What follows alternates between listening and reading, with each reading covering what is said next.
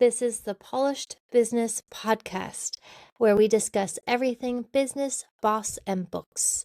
My name is Kimberly Beadle, and I am a registered bass agent here in Australia, a certified bookkeeper, and I have a BA in psychology. And I am absolutely obsessed with supporting businesses and their success. Today, I'm joined by Greg Spain from Spun Group. From the Woolshed in the Illawarra to Sydney Harbour Charisma Cruises, Greg has had lots of experience with a wide range of events. Greg, can you tell us a little bit about what your experience is and what your services are that you provide? Okay, so thanks for having me, Kim. First things first, we're a hospitality business. So our expertise is in hospitality, ranging from we have a cafe, wedding venue at the iconic Woolshed down in Yalla, which is in Wollongong, to catering all over Sydney, South Coast, and up into Sydney Harbour with Charisma Cruises. Yeah, we've been in business now for, I think it's could be 18 years coming on. Long time. It's where all the grey hair is starting to come from. So long in business. But I've got yeah, them too. so you've got some too? Okay, fantastic. So it's not just me. But yeah, a long time in the hospitality industry. We've seen a lot, been through a lot. And yeah, it's been fun. Excellent. And I know that you said you've been in business for, did you say 18 years? I think it's 18 years. It's so long now that you Okay. forget when it all started. It's so long ago. It's either 17 or 18, one of those two. Would you say that you specialize in any particular style of function? That's like do you have a niche or do you really go across a lot of different variety of events? We don't have a niche as such. A lot of the majority of the venues that we have are rustic. That would potentially put us in that niche. That being said, we can work with fine dining. We can work with different cultures, and we work with the chefs and the client in particular, and create menus and get them to taste it and get it as close to authentic as possible. Obviously, with our little spin on it as well. So, not a niche as say, but there's not much we can't do. Beautiful. All right. Well, I might jump into our questions that we like to ask all business owners across industries.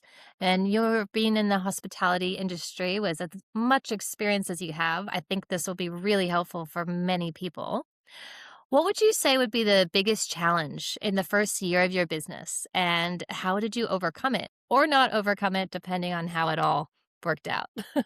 One thing that I did was like we opened up in Wollongong for listeners out there. Wollongong, coastal town south of Sydney, 90 minutes south of Sydney. Beautiful location, quite a big town.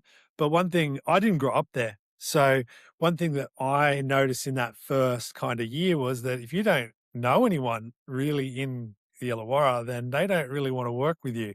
So getting past the boundaries of, well, we'll just go with who we know, and Mm, not the guy that's blown in from out of town was one of the biggest things to get past. And so we've been in business now 17 or 18 years. So we got past it. But now we are that place that they kind of fall back on because, we've been here so long, which is nice. But we were up against companies that have been here for 25 years and they just were like, well, we'll just go with that catering company because we know them.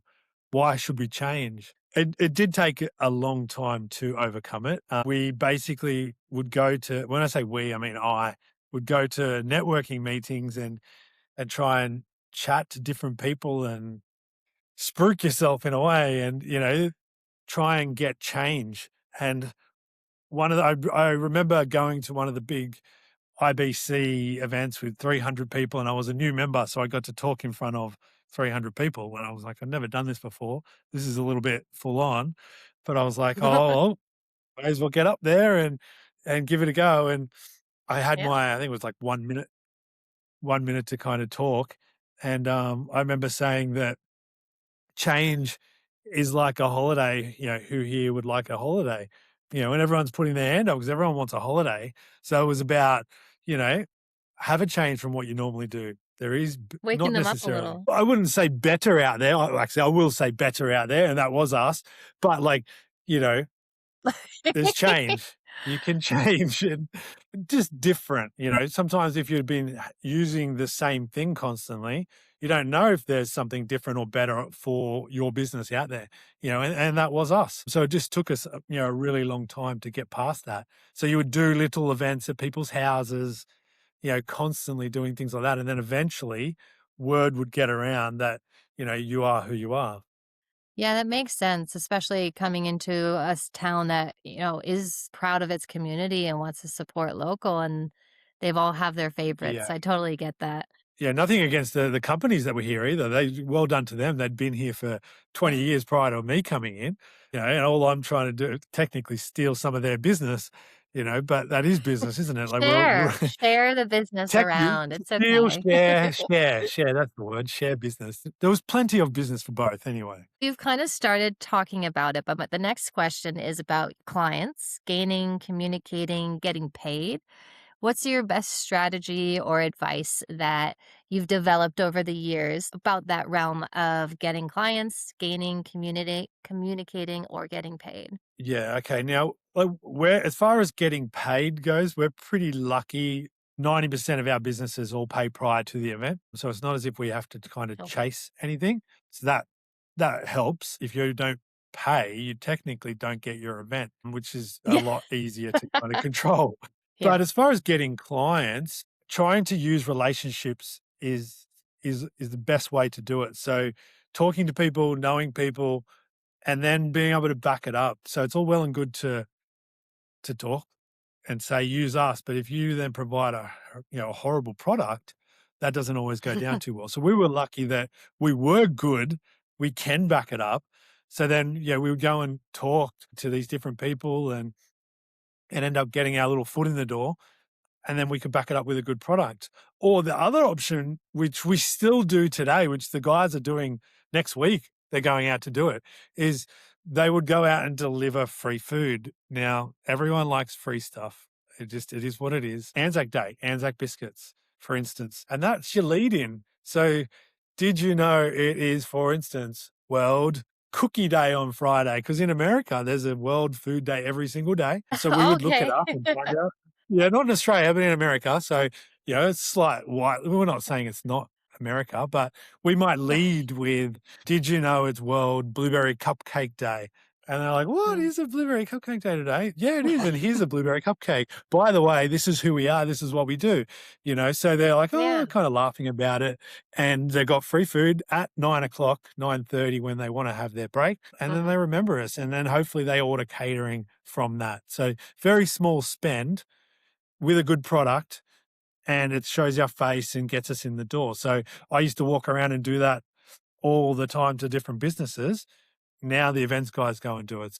I think with clients that you have relationships with, you bend over backwards for them. I don't want my client to have the opportunity to have another caterer come in. It's not going to happen. So I'm not going to say no to them. I'll do everything they want, and I'll make sure it's amazing every time, because Yeah. you don't want to lose it to someone. It could be worth hundreds of thousands of dollars to you. So you got to have a great relationship, good communication with them. Oh, you were telling me recently of a great example of that too, that was successful where a local radio station, you dropped off a bunch of cookies at the reception. Basically had no Mm. idea if anybody even like who was gonna see these cookies, who's gonna know you dropped it off, who would say anything, and then Mm.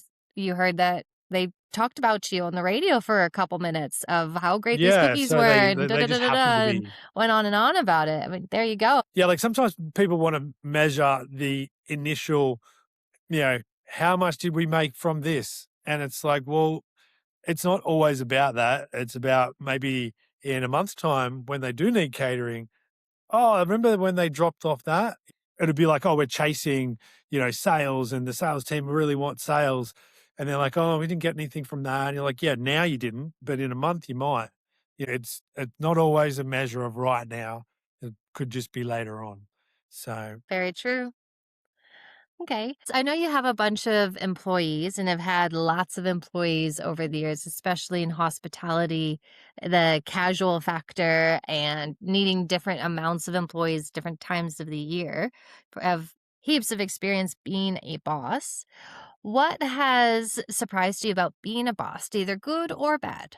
My background is cooking, so I'm a chef by trade. So been cooking since I was 16. So what's that? Nearly 28 odd years. I know how to cook, so I just assumed I knew how to run a business, which is definitely not the case.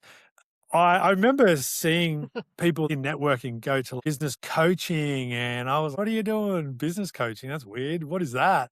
And never did it until later on in my life and realized that maybe I should have been doing that earlier. You have a soccer coach to learn how to play soccer, but I didn't have a business coach because I thought I knew how to do business, which would I be further in front of where we are today? Potentially, if I had have had a coach earlier in what we were doing. So that's a big one. You might be very good at what you do, but what you do isn't business. I can bake a good cake, but can't do my tax. One of those type of things. Yeah. Would you say business coaches too also helped with the employee-employer relationship side of things, or Well, they do both, but it's often you as a business owner, you are often there by yourself. Unless you have friends that are business owners or your partner is a business owner, they don't understand it. They don't understand the stress of it. They don't understand why Mhm. you were at work all the time.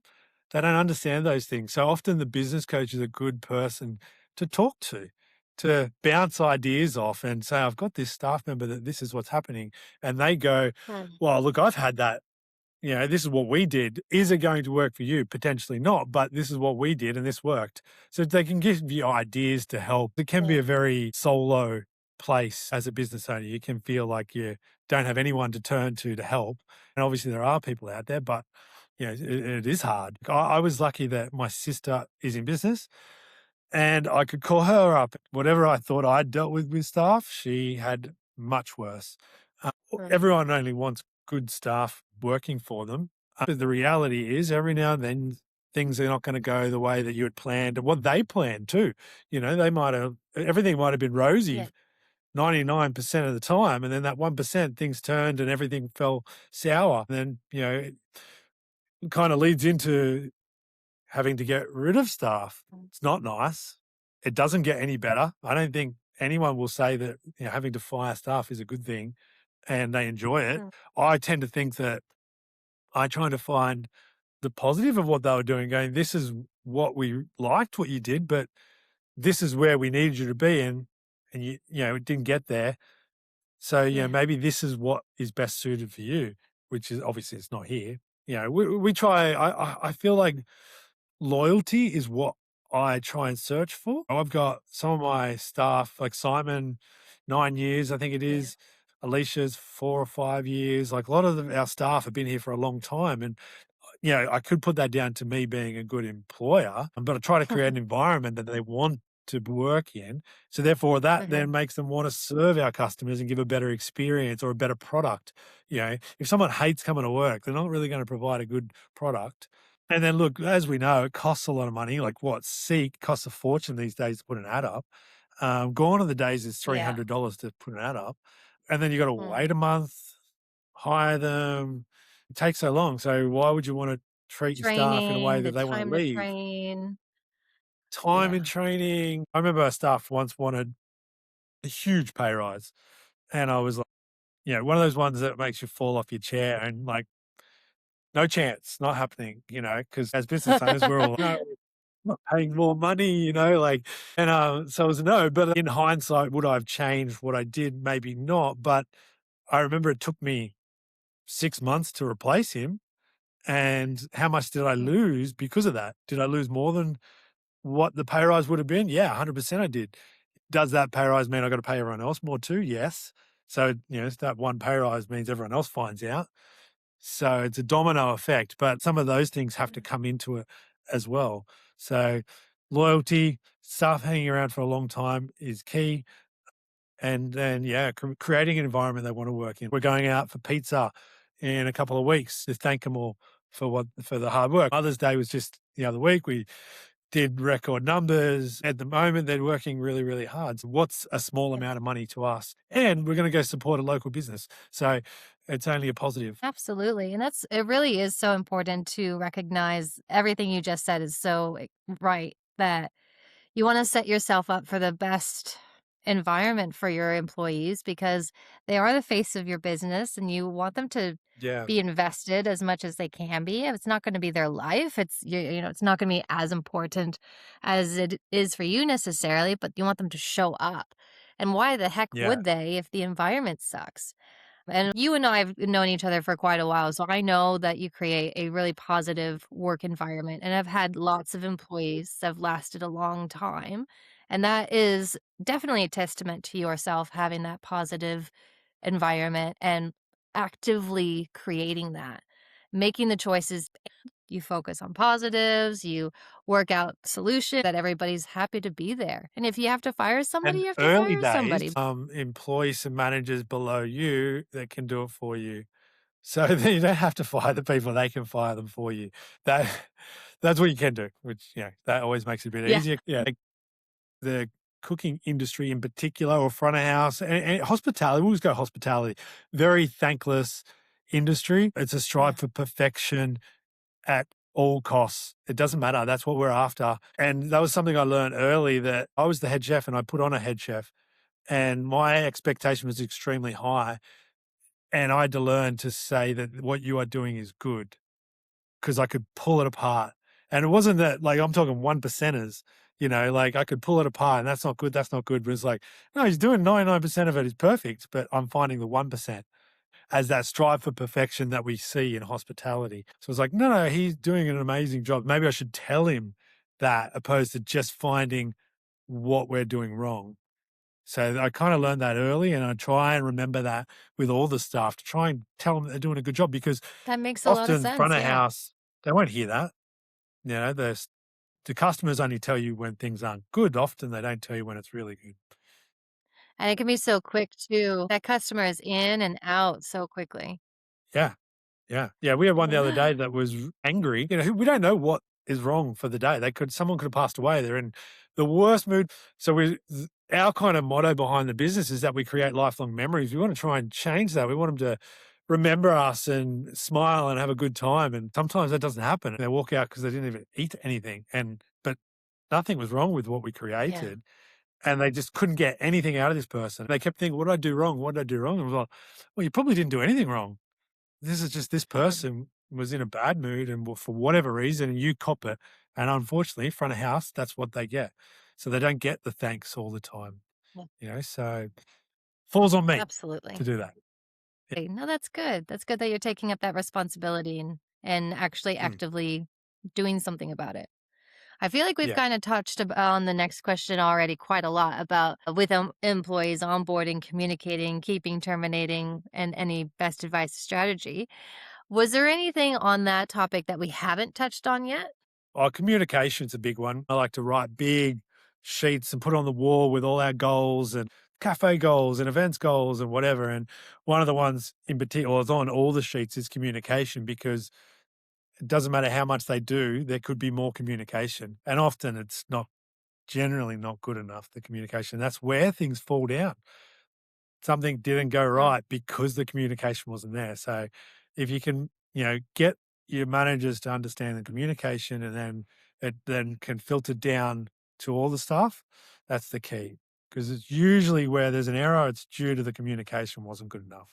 Especially with your industry, I can imagine customer says X to event coordinator, and then event coordinator gets front of house staff to set up the space as well as tell whatever to the chefs. But then if something isn't quite passed along from customer to event coordinator to staff to all along down the line, even communicated backwards as well, that either kitchen or front of house might have to say, yeah, that doesn't work in this space or that doesn't work. We can do it, but it's going to be weird. And communicating it back as well as forward clearly. There's a lot of people on that train in hospitality with big events. It has to travel like telephone down a lot of people. Is it getting all the way Yeah. through everything? Yeah, and there's so many moving parts to what we do, and Mother's Day is a testament to the hard work the guys put in because there's 600 people coming in and different time slots and things. They have to communicate to each other, otherwise it falls down. And we're known for being able to handle that and not have huge wait times because no one wants to just be sitting there waiting either. So we want to maximize the amount of money we can generate from that one day. So, wait times don't work. An important topic, so much to discuss. We'll continue the conversation in the next episode. Thank you for listening to another episode of the Polished Business Podcast. Check out all our episodes for valuable information for the business boss and books. To apply to be a guest or stay connected, follow Polished Business on Instagram, Facebook, LinkedIn, TikTok, and YouTube. Don't forget to join the Polished Business platform for free support or one of our paid tiers. All the best in your business journey.